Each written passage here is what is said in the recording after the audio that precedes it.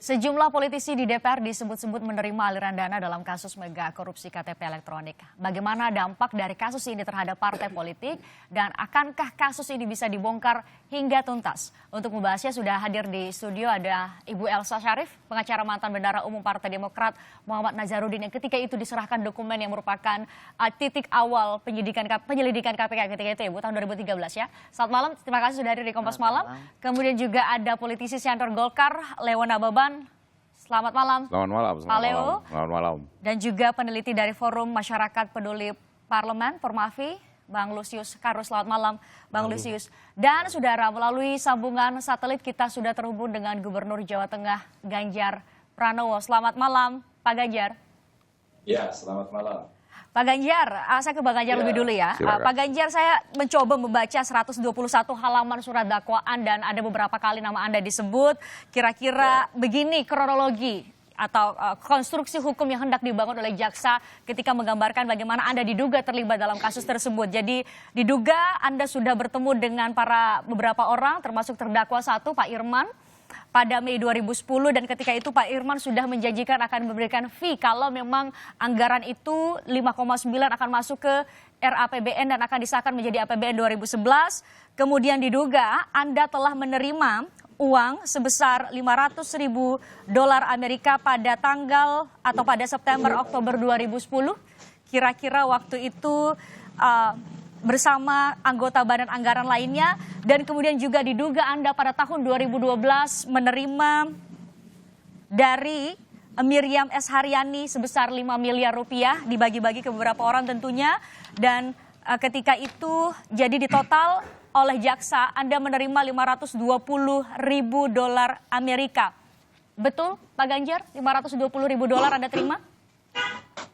Anda mau saya menjawab dalam frame media yang kemudian dalam dakwaan itu pasti saya menerima, atau Anda menghendaki jawaban yang kira-kira saya diberikan satu ruang untuk sedikit berargumentasi. Anda pilih yang mana? Dengan kami memberikan kesempatan Anda ada di layar Kompas TV saat ini adalah Anda sendiri yang tampil di layar Kompas TV, jadi Anda punya kesempatan untuk menjelaskan kepada publik karena bagian begini, Anda atau persepsi Anda soal ini.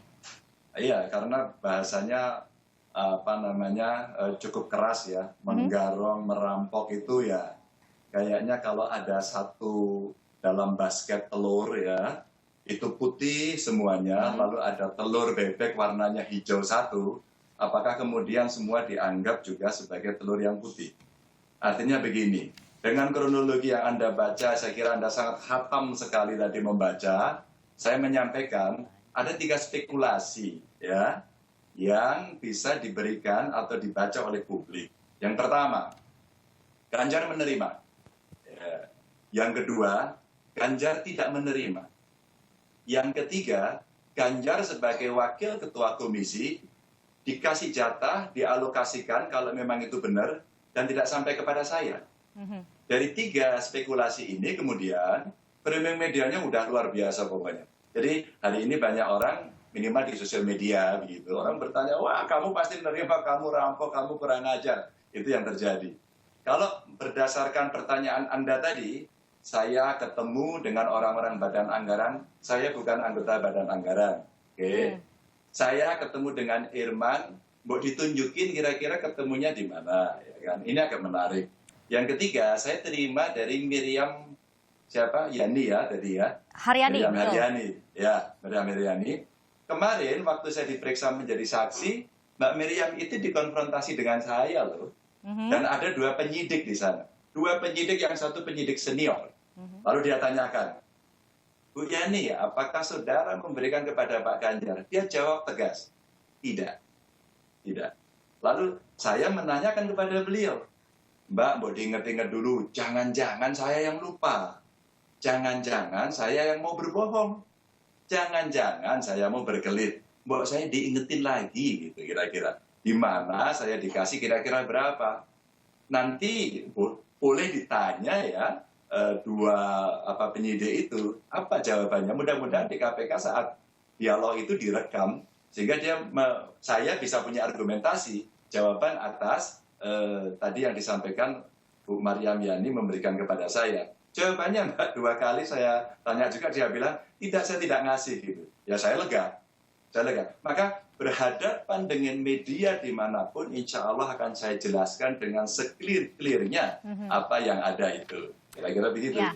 Pak Ganjar, Anda tadi bertanya kalau Anda bisa menyebutkan tidak kira-kira disebutkan dalam pertemuan Anda pertama kali ketika dijanjikan fee tersebut. Sekali lagi yang saya kutip adalah berdasar atas surat dakwaan yang artinya surat dakwaan tersebut tentu ketika jaksa memasukkan itu sebagai fakta yang diduga, tentu ini sudah berdasar atas setidaknya 2 alat bukti yang cukup sehingga menguatkan dakwaannya. Kalau tadi Anda bertanya kira-kira Anda pertama kali bertemu dengan terdakwa 1 Pak Irman kira-kira di mana, ini disebutkan bahwa Mei 2010 di ruang kerja Komisi 2 DPR RI dan ini adalah atas pernyataan Mustoko Weni yang telah dibenarkan oleh Agustinus yang telah juga dimintai keterangan.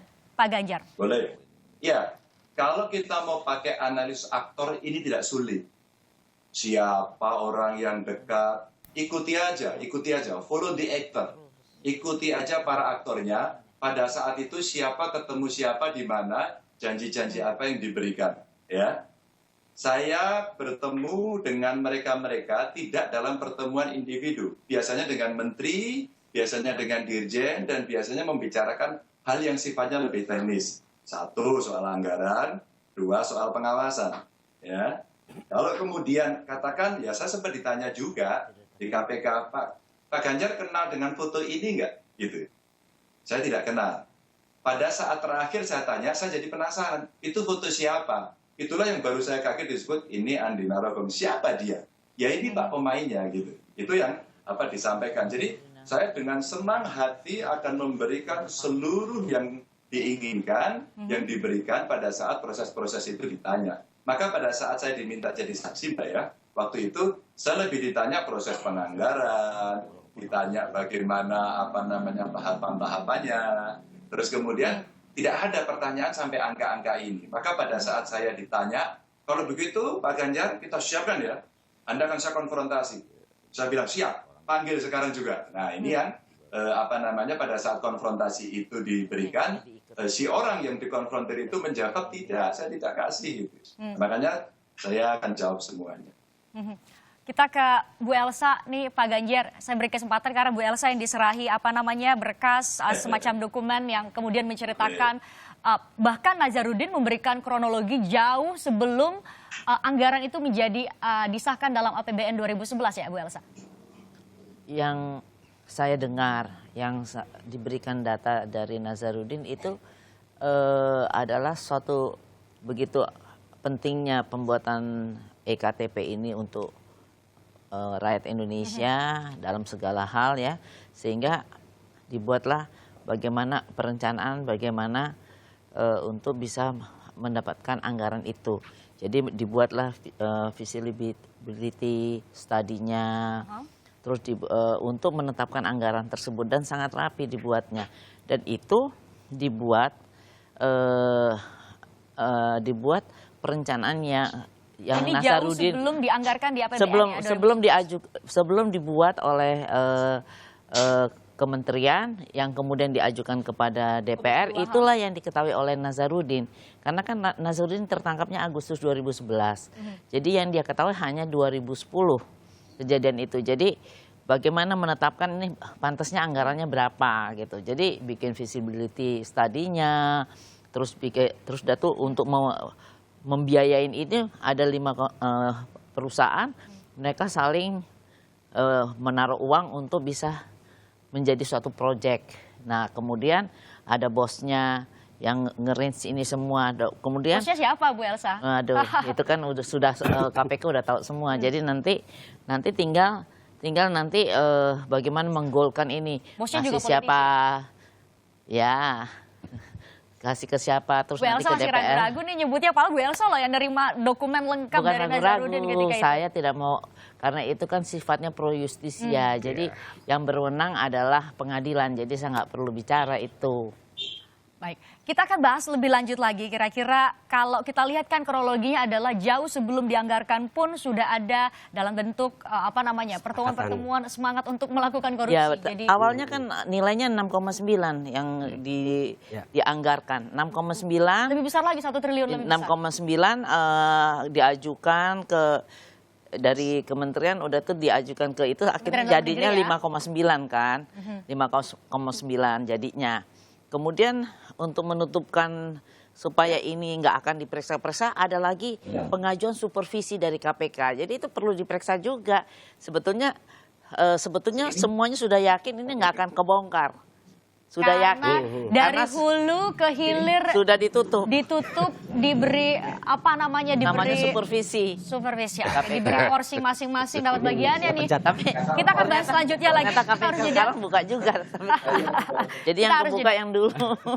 Bu Elsa menarik nih. Jadi dari hulu ke hilir sudah diatur sedemikian rupa dan kemudian diyakini tidak akan terbongkar. Tapi hari ini atau tidak-tidaknya tanggal 9 kemarin sudah ada mulai sidang perdana 2 terdakwa untuk kasus ini. Kasus mega korupsi. Kita akan bahas selanjutnya.